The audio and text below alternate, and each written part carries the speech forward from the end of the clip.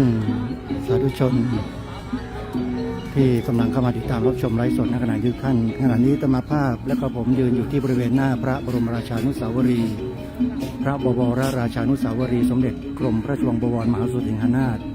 ซึ่งอยู่ที่บริเวณด้านหน้าของวัดมหาธาตุยุวราชรังสฤษฎ์ฝั่งติดกับท้องสนามหลวงซึ่งขณะนี้มีพุทธศาสนิกชนผู้ที่มาปฏิบัติธรรมข้ามปีที่วัดมหาธาตุได้มาตั้งแถวเพื่อรอรับน้ำพระพุทธมนต์ที่ประทานมาจากสมเด็จพระสังฆราชสกลมหาสังฆปรินายกซึ่งได้เข้าแถวรออยู่ที่บริเวณถนนหน้าพระธาตุที่ท้องสนามหลวงบริเวณนี้พร้อมแล้วนะในสักครู่หนึ่งคิดว่าน้ำที่ได้ประทานมาจากสมเด็จพระอริยวงศาคตยานสมเด็จพระสังฆราชสกลมหาสังฆปรินายกก็จะเดินทางมาถึงที่บริเวณหน้าพระบรมราชานุสาวรีย์แห่งนี้ณขณะนี้ที่บริเวณด้านหน้านั้นก็มีการจัดแสดงโขนโขนเล็กซึ่งมีเยาวชนซึ่งเป็นลูกหลานของศิลปินได้แต่งตัวแต่งกายแสดงโขนกันอยู่ด้านหน้าบริเวณหน้าพระบรมราชานุสาวรีย์ในขณะนี้นะนี่คือภาพบรรยากาศสดๆที่นำมาให้กับทุกท่านสาธุชนได้เห็นกันเป็นพิธีการแสดงโขนในเบื้องต้นนะของเด็กๆเยาวชนหลายๆคนเนี่ยโยมถ้าใส่หัวโขนแล้วจะมองไม่เห็นหน้าแต่บางคนก็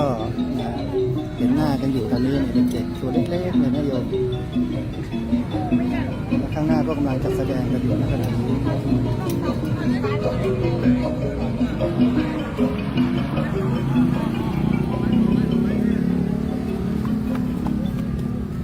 เดี๋ยวเราชมบรรยากาศของการแสดงโขนในช่วงนี้ไปพร้อมๆกันด้วยนะ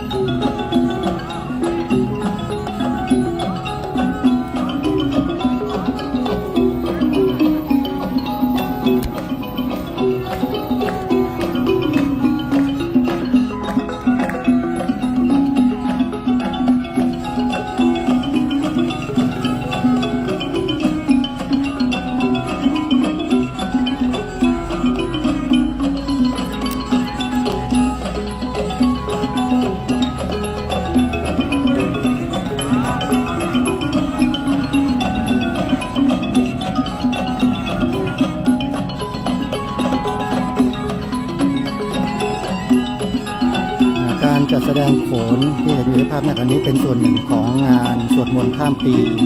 ที่วัดมหาธาตุยุวราชรังสฤษฎ์ได้จัดให้มีขึ้นตั้งแต่วันที่ 24 ธันวาคมพระพุทธศักราช 2518 เป็นต้นมาและวันนี้เป็นวันพิเศษคือวันส่งท้ายปีเก่า 31 ธันวาคมก็จะมีการอัญเชิญน้ำพระพุทธมนต์ที่ได้ประทานมาจากสมเด็จพระอริยวงศาคตยานสมเด็จพระสังฆราชสกลมหาสังฆปรินายกซึ่งจะเดินทางมาถึงบริเวณแห่งนี้ประมาณเวลา 18 นาฬิกาและเดี๋ยวสักครู่หนึ่งเราก็จะได้ร่วมเห็นภาพขบวนแห่อัญเชิญน้ำพระพุทธมนต์ดังกล่าวเข้าสู่ภายในพระอุโบสถวัดมหาธาตุยุวราชรังสฤษฎ์ในช่วงต่อไปช่วงนี้เรามาดูการแสดงโขนของเด็กๆเยาวชนของเรากันสักครู่นะโยม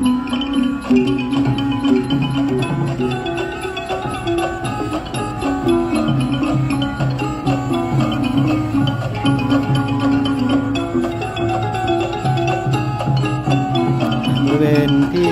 ท่านกำลังรับชมอยู่นี้เป็นบริเวณของด้านหน้าพระบวรราชานุสาวรีย์สมเด็จกรมพระชนบวรมหาสุสิงหนาถพระองค์ผู้ทรงสถาปนาวัดมหาธาตุยุวราชรังสฤษฎ์แห่งนี้ขึ้นมาเป็นครั้งแรกและก็ได้สถาปนาเป็นพระอารามหลวงเป็นแห่งแรกของกรุงรัตนโกสินทร์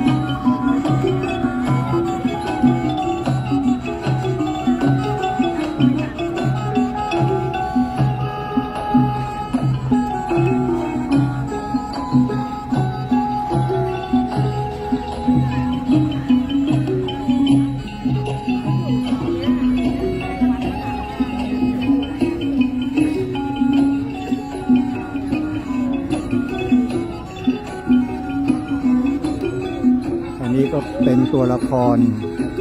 แสดงโขนที่กำลังรอแสดงในคิวต่อไปเดี๋ยวสักครู่หนึ่งเราก็จะได้เห็นเด็กๆเยาวชนเหล่านี้ได้มาแสดงให้เราได้เห็นกัน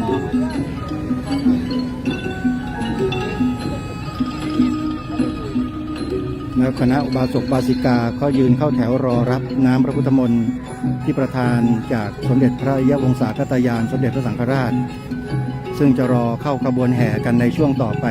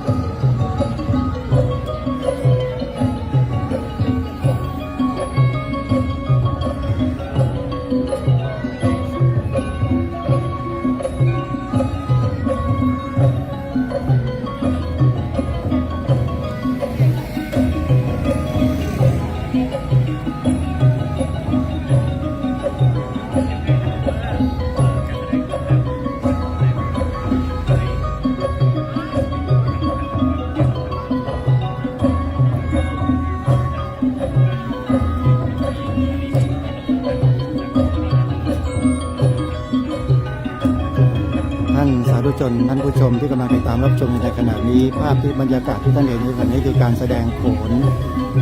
ในช่วงพิธีอัญเชิญน้ำพระพุทธมนต์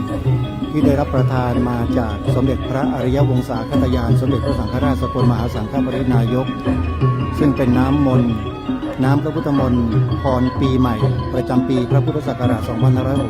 2569 ซึ่งประธานสงฆ์ซึ่งยืนอยู่บริเวณด้านขวามือที่ท่านเห็นในภาพคือท่านเจ้าคุณพระราชวชิราธิบดีผู้ช่วยเจ้าวาดวัดมหาธาตุยุวราชรังสฤษฎิพร้อมด้วยคณะสงฆ์ก็มายืนชมการแสดงของเด็กๆเยาวชนซึ่งมาแสดงโขนให้เราได้ชมกันในช่วงแรกก่อนที่จะถึงพิธีอัญเชิญบรรยากาศของการแสดงโขนแบบนี้เนี่ยหายากนะโยมนะ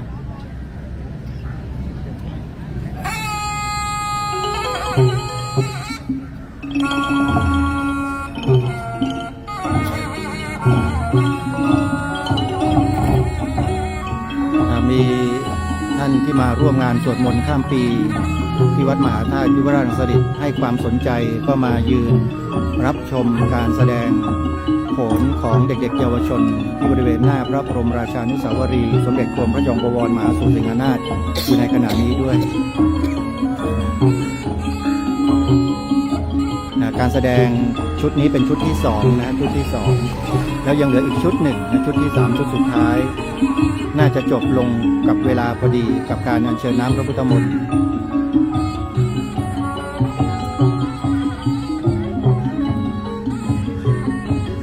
สำหรับกิจกรรมการสวดมนต์ข้ามปีที่วัดมหาธาตุยุวราชรังสฤษฎิแห่งนี้ได้จัดเป็นปีแรกโดยดำเนินการจัดงานมาตั้งแต่วันที่ 24 ธันวาคมที่ผ่านมาถึงวันนี้เข้าสู่วันที่ 8 ของงานแล้วจะไปสิ้นสุดลงในวันที่ 2 มกราคมปีหน้าซึ่งในคืนนี้จะมีการจัดกิจกรรมกันไปตลอดทั้งคืนมีการสวดมนต์เจริญพระพุทธมนต์มีการปฏิบัติวิปัสสนากรรมฐานและการแสดงพระธรรมเทศนาไปตลอดทั้งคืนจนถึงรุ่งเช้าพอถึงรุ่งเช้าเวลา 6:30 นาทีก็จะมีพิธีทำบุญตักบาตรพระสงฆ์38 รูปที่บริเวณรอบพระมณฑปภายในเขตพุทธาวาสสาธุชนท่านใดที่จะมาทำบุญตักบาตรที่วัดมหาธาตุในวันพรุ่งนี้ก็สามารถเดินทางมาได้นะเข้ามาบริเวณพื้นที่ด้านหน้าพระบวรราชานุสาวรีย์แล้วจอดรถที่บริเวณด้านหน้านี้ได้เลยนะโยมนะบอกกับทางเจ้าหน้าที่ว่ามาทำบุญตักบาตรที่วัดมหาธาตุแล้วก็เดินเข้าไปสู่ภายในได้เลย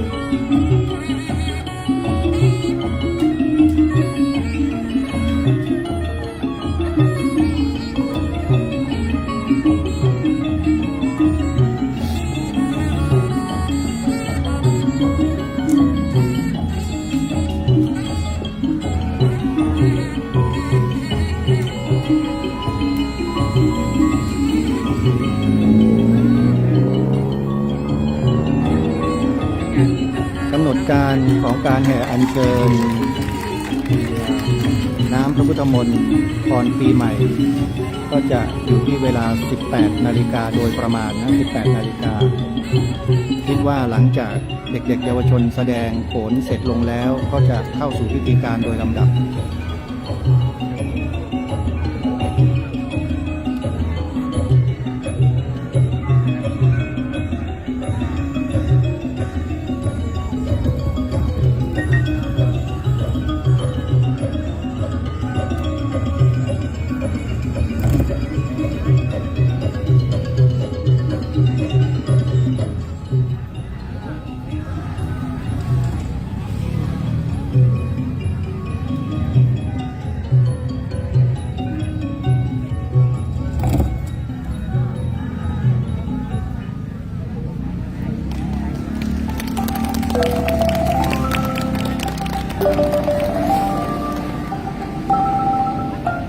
นี่เป็นบรรยากาศสดๆนะที่บริเวณ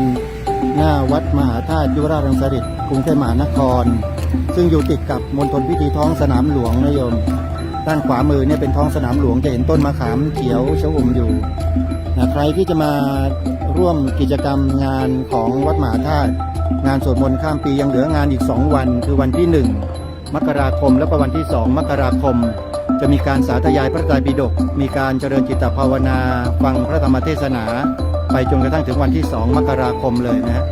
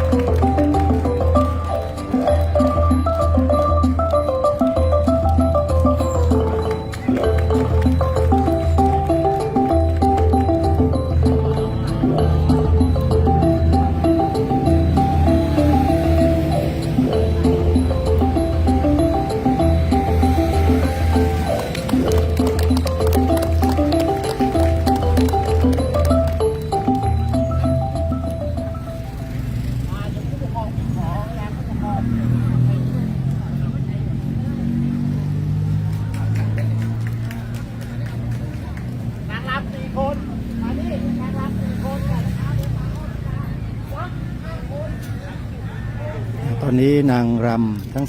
4ก็เข้าสู่บริเวณพื้นที่จัดแสดงอันนี้น่าจะเป็นชุดสุดท้ายแล้วนะชุดสุดท้ายแล้ว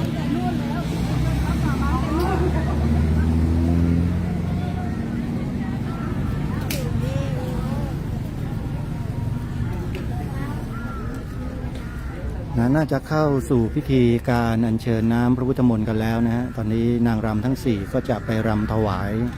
ที่บริเวณด้านในหรือเปล่ายังไงเดี๋ยวเราดูสักครู่นะ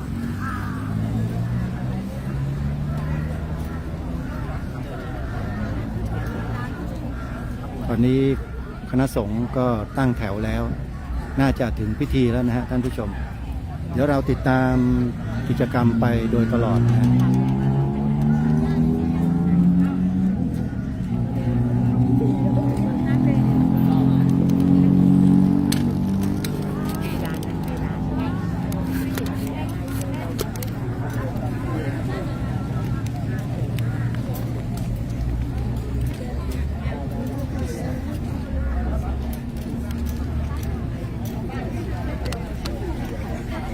ตอนนี้ก็น่าจะ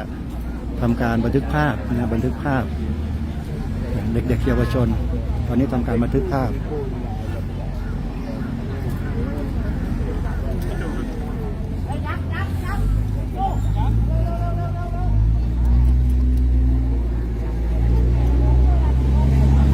เป็นการบันทึกภาพไว้เป็นที่ระลึกนะของการจัดแสดงโขนที่บริเวณด้านหน้าของพระบวรราชานุสาวรีย์สมเด็จกรมพระยงบวรมหาโสสิงหนาถหน้าวัดมหาธาตุยุราชทรงเสด็จขณะนี้พระเดชพระคุณท่านเจ้าคุณพระราชวชิราธิบดีผู้ช่วยเจ้าวาดวัดมหาธาตุยุราชทรงเสด็จแล้วก็พระมหาไพโรจน์ญาณกุศโลประเรียนธรรม9ประโยคพระมหาธีรโชติประเรียนธรรม9ประโยคพระมหาสุภชัยประเรียนธรรม5ประโยคแล้วก็ครูบาอาจารย์หลายๆรูปนะที่ท่านมาร่วมกิจกรรมในวันนี้ตอนนี้กำลังให้ผู้ปกครองของเด็กๆเยาวชนหลายๆท่านบันทึกภาพอยู่นะ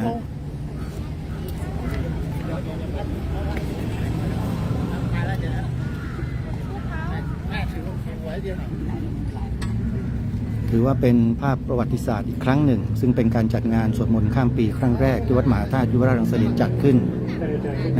เป็นเวลาทั้งหมด10 วันนะ10 วันเลขาธิการมหาธาตุยุวราชรังสฤษฎิท่านศรีวิชัยผู้ทรงธรรมผู้ช่วยผู้อำนวยการเขตพระนครท่านสุพิชัยชวกุลผู้อำนวยการกองส่งเสริมงานเผยแผ่พุทธศาสนาแห่งชาติ และตลอดจนถึงโรงเรียนพระพุทธศาสนาวันอาทิตย์ขออนุโมทนาขอบคุณคณะผู้ปกครองนักเรียนที่ได้สละเวลาในการแสดงโขนแล้วร่วมพิธีอัญเชิญน้ำพระพุทธมนต์ประทานจากสมเด็จพระอริยสาวกสมเด็จพระอริยวงศาคตยานสมเด็จพระสังฆราชสกลมหาสังฆปรินายกในวันนี้เป็นอย่างยิ่งอีกสักครู่หนึ่งท่านแขกผู้มีเกียรติส่วนหนึ่งก็จะได้เข้าไปในพระวิหารเพื่ออัญเชิญน้ำพระพุทธมนต์ท่านผู้ปกครองจะได้ตามท่านอาจารย์พระมหาชัชวาลไปรับนักเรียนบริเวณด้านในของวัดส่วนของคณะแม่ชีก็จะได้ผู้ปฏิบัติธรรมก็จะได้ร่นแถวมาทางด้านบวรราชานุสาวรีย์แล้วก็หันหน้ากลับไปหาพระบรมราชวังประชาชนทั่วไปขอเรียนเชิญต่อแถวจากผู้ปฏิบัติธรรมนะคุณโยมนะ ตอนนี้กำลังปรับขบวนแห่อัญเชิญน้ำพระพุทธมนต์กันอยู่นะตอนนี้คณะแม่ชีแล้วก็อุบาสกอุบาสิกาที่เข้าแถวยืนรออยู่บริเวณด้านขวาของพระบรมราชานุสาวรีย์ก็จะเดินเข้ามาณจุดที่ได้กำหนดเอาไว้โดยลำดับตามด้วยผู้ปกครองและประชาชนโดยทั่วไปนะตอนนี้ภายในวิหารโพลังกาก็กำลังประกอบพิธี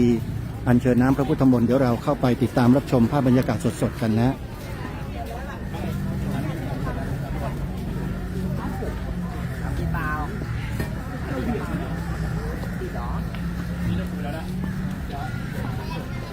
อันนี้เรากำลัง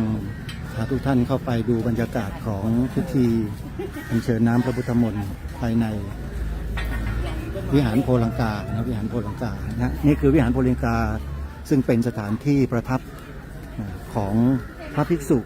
สมเด็จพระจอมเกล้าเจ้าอยู่หัวรัชกาลที่ 4เมื่อครั้งทรงผนวดครั้งแรกทรงมาประทับจำพรรษาอยู่ณพระวิหารหลังนี้ท่านผู้ชมท่านถือชัยผู้ถูกทำผู้ช่วยผู้บริการพระนครแล้วเราเข้าไปดูบรรยากาศด้านในกันท่านอาจารย์คือคุณพระราชวิราธิบดีเป็นประธานสงฆ์ในลำดับแรกขอเรียนเชิญท่านประธานในพิธีได้กราบบูชาพระรัตนตรัยเด็กจากข้าพดิษฐ์จำนวน3 ครั้ง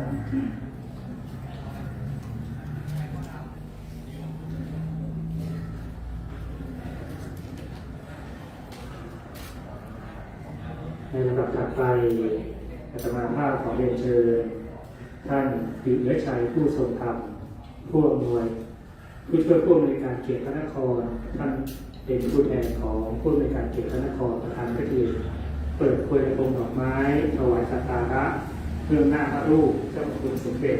พระอริยวงศาคตยานสมเด็จพระสังฆราชสกลมหาสังฆปรินายก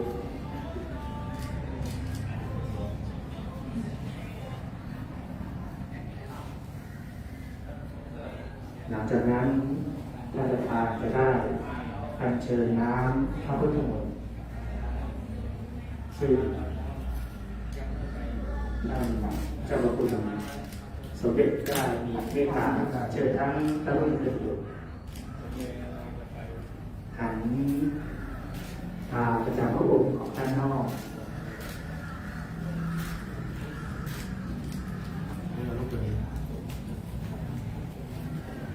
ซึ่งท่านประธานในพิธีจะได้ตั้งแถวบริเวณหน้าพระวิหารโพลังกาโดยที่จะมีท่านอาจารย์เจ้าคุณและคณะสงฆ์ทางหน้าต่อทางด้านซ้ายมือจะได้เรียนพระนักกิจเลย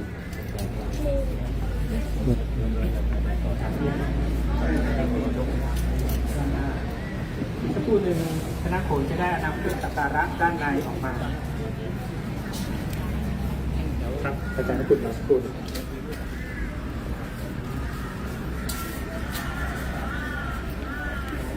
ไปรอด้านหน้าแล้วนะครับด้านหน้าบวรราชานุสาวรีย์ซึ่งผู้หนึ่ง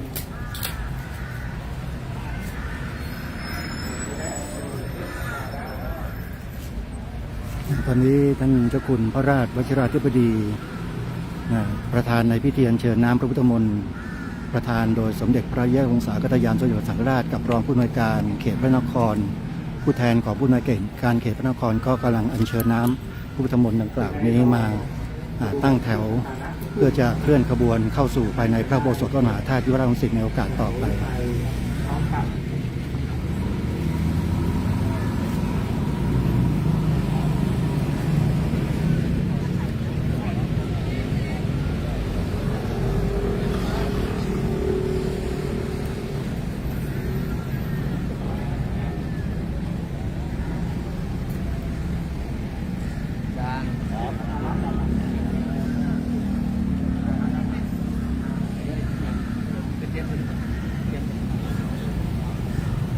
ตอนนี้ขบวนก็เริ่ม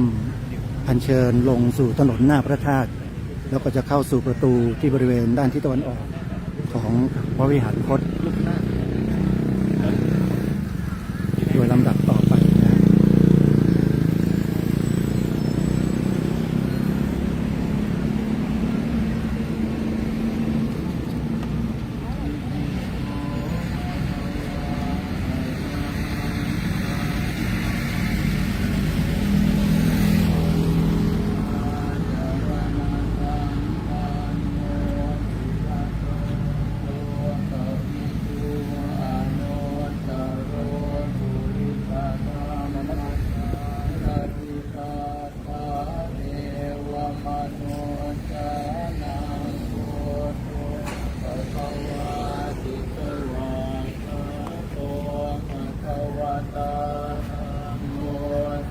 ค่อยๆเดินลูกค่อยๆเดินครับ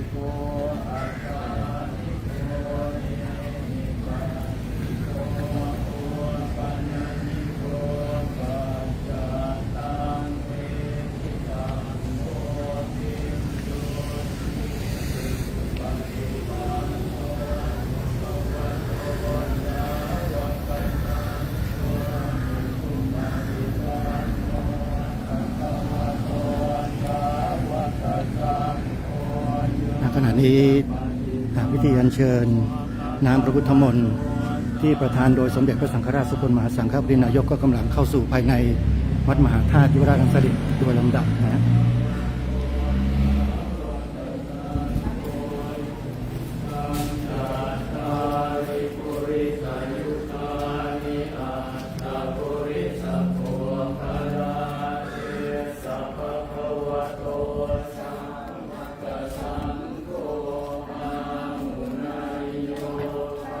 ญาติโยมที่เฝ้ารอรับน้ำพระพุทธมนต์อยู่บริเวณภายในวัดก็ร่วมสวดสาธยายบูชาพระรัตนตรัยไปด้วย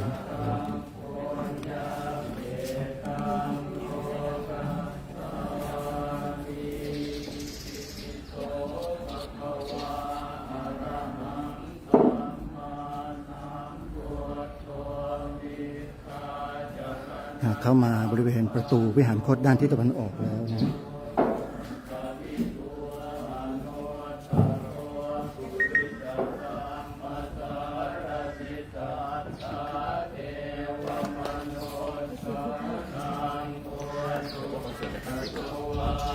ไม่ได้โยมจะขึ้นไปข้างบนก่อนนะ นี่ครับผมตกเด็กแล้ว เดี๋ยวขึ้นไปข้างบนก่อนเลยเดี๋ยวข้างบน น้ำพระพุทธมนต์จะถูกอัญเชิญขึ้นบริเวณพระมณฑปข้างบนก่อนนะเดี๋ยวอาตมาจะไปดูอีกมุมหนึ่งเพื่อให้ทุกท่านได้เห็นภาพบรรยากาศกัน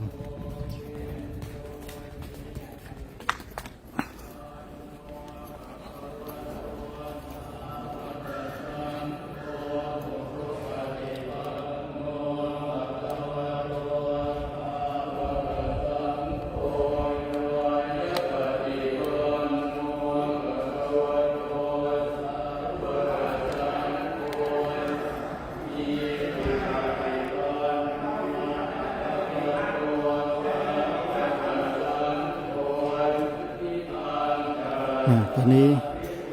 น้ำพุทธมนต์ก็ได้ถูกแห่อัญเชิญมาบนพระมณฑปเรียบร้อยแล้วนะฮะ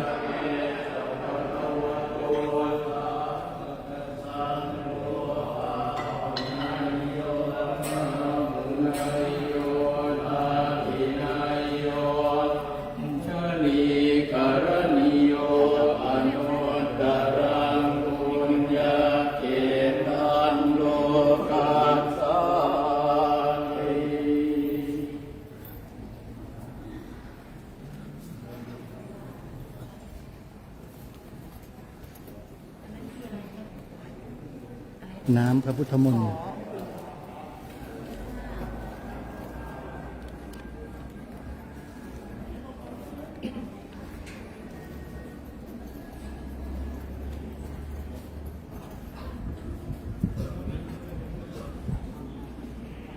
เดี๋ยวเราก็จะได้เวียนประทักษิณ3 รอบ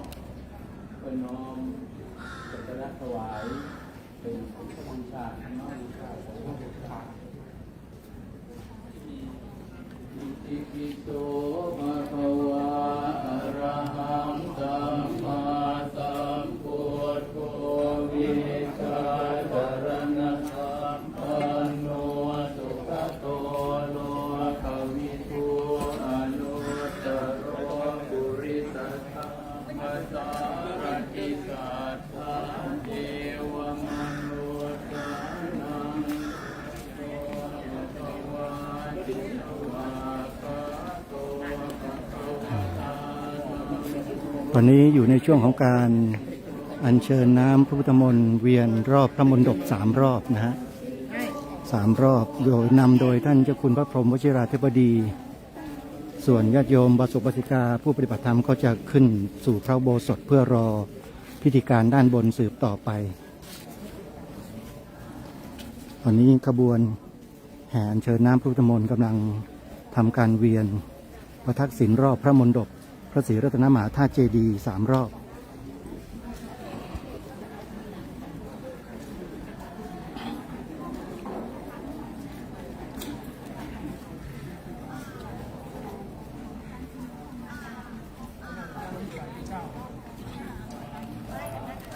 ร่วมขบวนแห่ก่อนก็ได้3 รอบโยม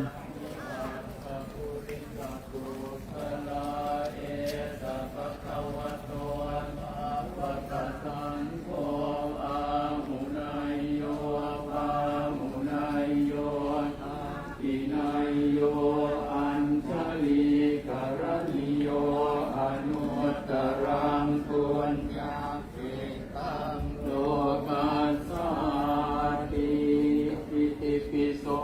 ภะคะวะอะระหังสัมมาสัมพุทโธ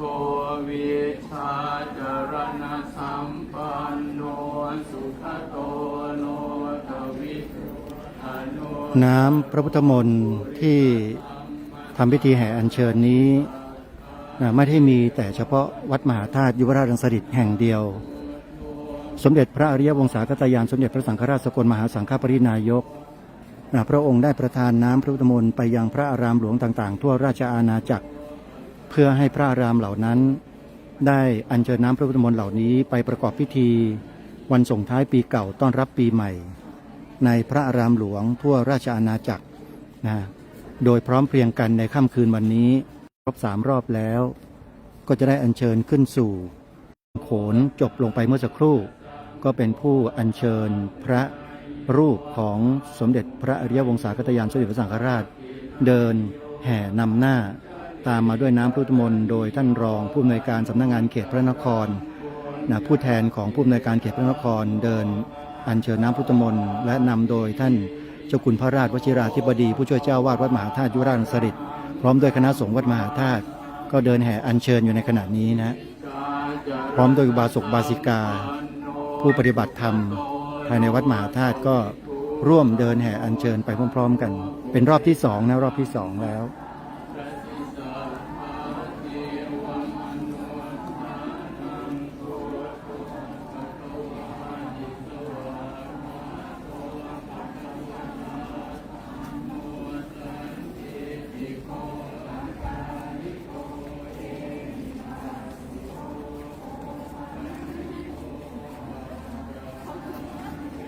อันนี้เป็นรอบที่2นะฮะเดี๋ยวพอถึงรอบที่3อาตมาก็จะเดินไปภายในพระอุโบสถเพื่อไปนำภาพบรรยากาศภายในพระอุโบสถมาให้ทุกท่านได้เห็นกันอีกรอบหนึ่งซึ่งต้องขอบอกกับท่านผู้ชมนิดหนึ่งว่าพอขึ้นไปที่บนพระอุโบสถแล้วสัญญาณอินเทอร์เน็ตอาจจะไม่ดีพอสัญญาณอาจจะติดขัดอยู่บ้างอันนี้ต้องแจ้งให้ทราบเบื้องต้นไว้ก่อนนะท่านผู้ชมแล้วเดี๋ยวรอบที่3มาแล้วอาตมาก็จะเริ่มเดินไปสแตนบายไว้ที่ บนพระอุโบสถเลยนะตอนนี้รอบที่3แล้วนะ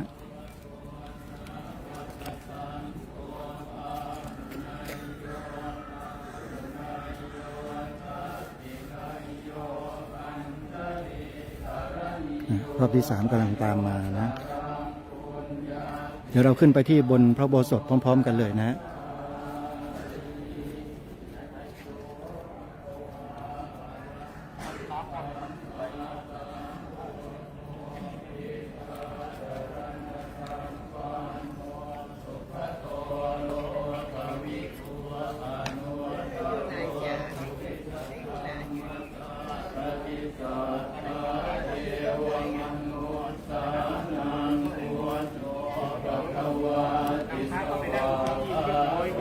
นั่น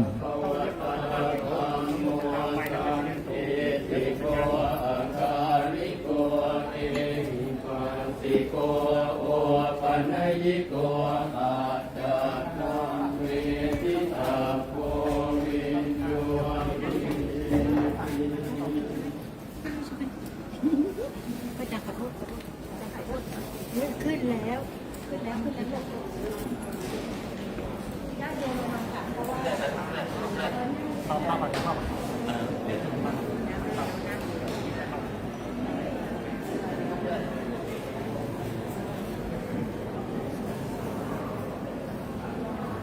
จะเก็บรูปนั้นนะครับอาจารย์ ตอนนี้น้ำพระพุทธมนต์พร้อมพระฉายาลักษณ์ของเจ้าพระคุณสมเด็จพระอริยวงศาคตยานสมเด็จพระสังฆราชก็อัญเชิญขึ้นมาบริเวณภายในพระอุโบสถแล้วนะฮะ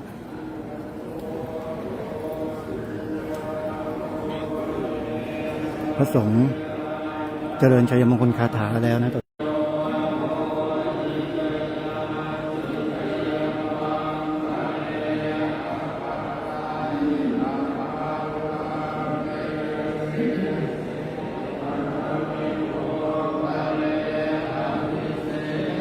ภาพที่ท่านผู้ชมเห็น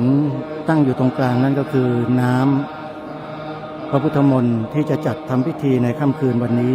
แล้วก็จะแจกให้กับสาธุชนที่มาร่วมงานสวดมนต์ข้ามปีในค่ำคืนวันนี้ด้วยนะฮะ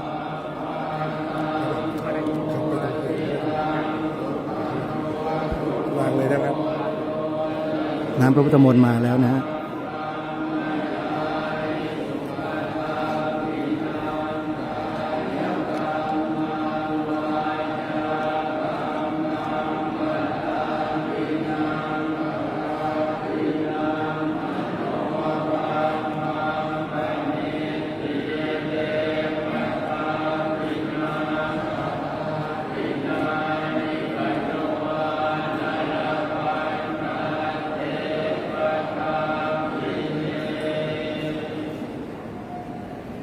พระสงฆ์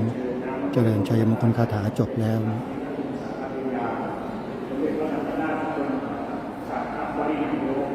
โดยมีท่านศิษย์ชายผู้ทรงธรรมผู้ช่วยผู้ในการเขตพระนครผู้แทนผู้ในการเขตพระนครสามพิธีได้อัญเชิญน้ำพระพุทธมนต์มาอย่างมงคลพิธีพระอุโบสถวัดมหาธาตุที่พระนครเป็นที่เรียบร้อยแล้วอาตมาภาพขอโอกาสนี้ได้เป็นเชิญท่านศิษย์ชายผู้ทรงธรรมได้เครื่องหน้าหลวงพ่อพระศรีสันเทศพระธรรมพระอุโบสถเป็นร้อย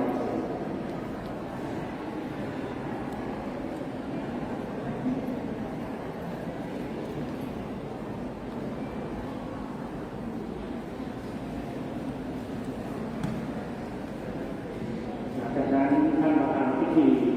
จะได้ไปเบื้องหน้ารูปสมเด็จพระอริยวงศาคตยานสมเด็จพระสังฆราชบรมสังฆปรินายกเปิดเผยพวงดอกไม้ถวายสักการะเพื่อหน้าพระรูป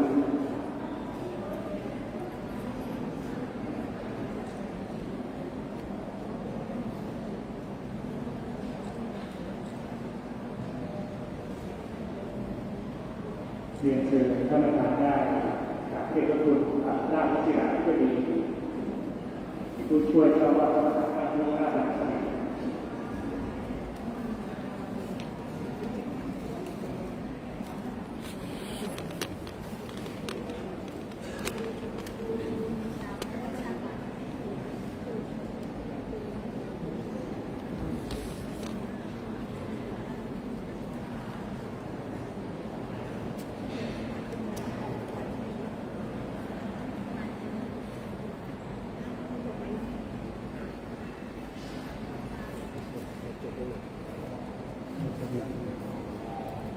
ชายุทธงคาถาเรียบร้อยแล้วตั้งทำให้เราทำอะไรนะถ้ายังไม่ถึงเวลา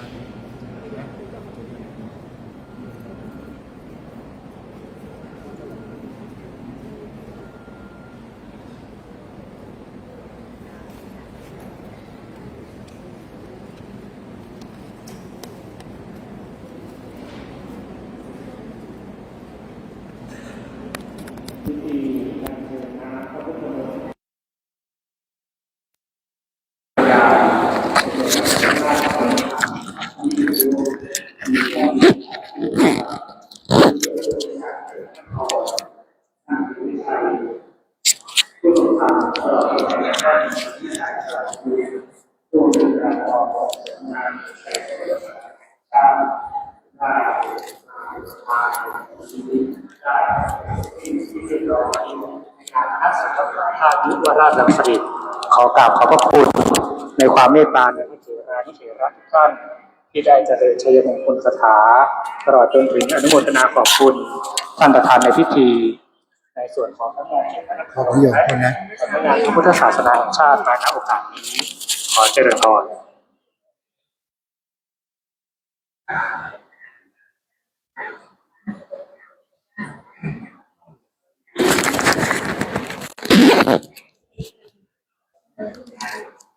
เดี๋ยวจังหวะนี้จะได้เรียนเชิญท่านผู้ช่วยท่านผู้อำนวยการเขตพระนครตลอดจนถึงพระสงฆ์ได้ถ่ายภาพเป็นที่ระลึกเบื้องหน้าพระรูปสมเด็จพระอริยวงศาคตญาณสมเด็จพระสังฆราชสกลมหาสังฆปรินายก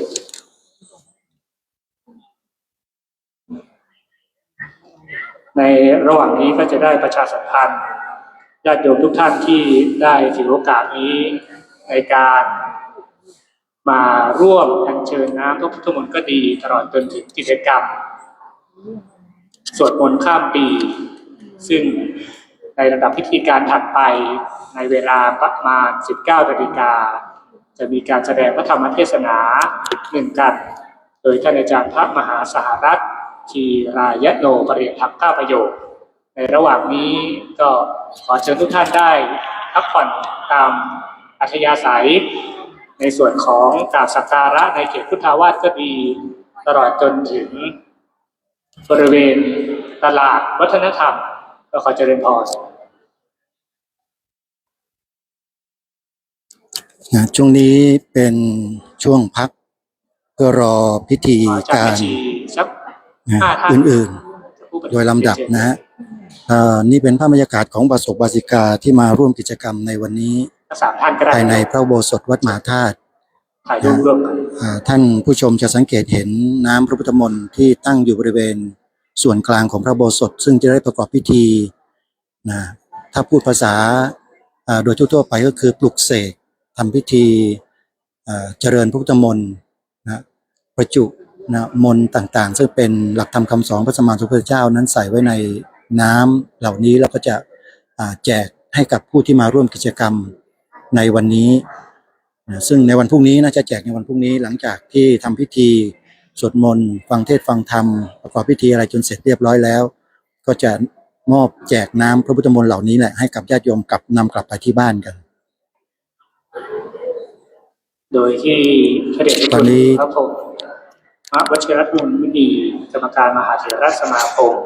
เจ้าคณะกรุงเทพมหานครได้เมตตามายังพระอุโบสถขอกราบอาราธนาพระเดชพระคุณได้ร่วมถ่ายภาพเป็นที่ระลึก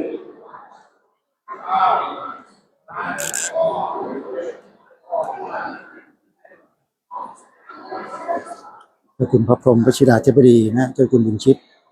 กรรมการมหาเถรสมาคมเจ้าคณะกรุงเทพมหานครก็เมตตามาเป็นประธานในพิธีวันนี้พระมหาธาตุยุวราชรังสฤษดิ์ต้องขออนุโมทนาขอบคุณท่านปิยชัยผู้ทรงธรรมผู้ช่วยผู้อำนวยการเขตพระนครซึ่งได้รับมอบหมายจากท่านผู้อำนวยการเขตพระนครให้มาเป็นประธานในพิธีในวันนี้ซึ่งท่านได้ให้ความอนุเคราะห์วัดมหาธาตุมาโดยต่อเนื่องตลอดจนถึงท่านสุพิชัยชวกุลผ ผู้อำนวยการกองส่งเสริมงานเผยแผ่พระพุทธศาสนาแห่งชาติ ผู้แทนผู้อำนวยการสำนักงานพระพุทธศาสนาแห่งชาติ ที่ได้ให้ความกรุณาอนุเคราะห์ซึ่งท่านผอ.สักครู่หนึ่งนะ ชัย กิจกรรม ชวกุล ในช่วงต่อไป นับ ก็ ว่า จะดำเนิน เป็น โดยลำ ปี ดับ แรก ซึ่งขณะ ที่ นี้ ได้อัญเชิญ ท่านเจ้าคุณ น้ำพระ พ พุท ระ ธ พ ม ร น หม ต์ วชิระวิมลมุนี แห่งเดียว กรรมการมหาเถรสมาคม เจ้าคณะกรุงเทพมหานครก็กำลัง แห่งเดียวในกรุงเทพมหานคร ปฏิสันถา ซึ่ง นกับ ได้รับประทาน แขกผู้ใหญ่ มาจาก ซึ่ง สมเด็จพระอริยพงศาคตยานสมเด็จพระสังฆราชสมเด็จพระสังฆปรินายกนับได้ว่าเป็นโอกาสอันดีอย่างยิ่งที่เราทุกท่านจะได้ร่วมเจริญ เดี๋ยว พระ จะ พุทธ พาม นต์ ท่านผู้ชมไปชมบรรยากาศ น้ำพระพุทธมนต์ประทาน ที่ ในเว มี ลา ผู้ที่มาเข้ามาร่วมงานบริเวณ ห้ามพ เก้า ลาด อี้ นะประโยชน์ นะที่ อีกไม่กี่ชั่วโมง จั เรา ด จะ ไว้ ได้ ให้กับ ร่วม ญาติโย พิ ม ธี ในขณะนี้นะ ในการเจริญพระพุทธมนต์ นี่เป็นภาพบรรยากาศโดยรวมด้านนอก ที่มีญาติโยมมาร่วมงานกัน ซึ่งในเวลานี้ ทั้งส ก็ องฝั่งนะ อีก ฝั่ง ครึ่งชั่วโมง อี นะ ก ประ ฝั่ง โย ห ช นึ่ น์ ง นะ ตรงกันข้ามนั่นจะเป็น ซึ่ง ที่ จะ ของ เป็ พ น ระภิกษุ การ สงฆ์ แสดงพระธรรมเทศ ที่มา นา ร่วมกิจกรรมก็จะนั่งอยู่อีก ใน ฝั่งหนึ่ง กันแรกในเวลา 19 นาฬิกา โดยท่านพระมหาสหรัฐ พระสงฆ์ ธี ก็จะอยู่ รา ฝั่ง ย นู้ โน น ประเรียนธรรม9ประโยค แล้วก็ญาติโย ใน ม เวลา ที่อยู่ฝั่ง 20 นาฬิกา ด้นที่ 30 นาที ภาพ จะเป็นพระเดชพระคุณพระพรหมวชรวิมลมุนีวิกรรมการมหาเถรสมาคมเจ้าคณะกรุงเทพมหานครตลอดจนถึงเวลา 23 นาฬิกาก็จะ สำ เป็ ห น รับ ท่านอาจารย์พระเดชพระคุณ ญาติโยมที่ต้องการติดตามรับชม ได้แสดงธรรม ภาพ เรื่อย บรร ไป ยากา จ ศ นเวลา ถ่ายทอดสดในค่ำคืนนี้ก็สามารถติดตามในเพจ Facebook ของ หลัง วัด จาก ม นั้น หา ในเว ธา ลา ตุราชสิริได้เลย 22 นาฬิ นะ ก โยมนะ า 30 นาที ก็จะเข้าสู่วิธีการเจริญพระพุทธมนต์สวดมนต์ข้ามปีธรรมภาพก็นำเรียนไว้ในเบื้องต้นให้กับพุทธศาสนิกชนได้รับทราบกัน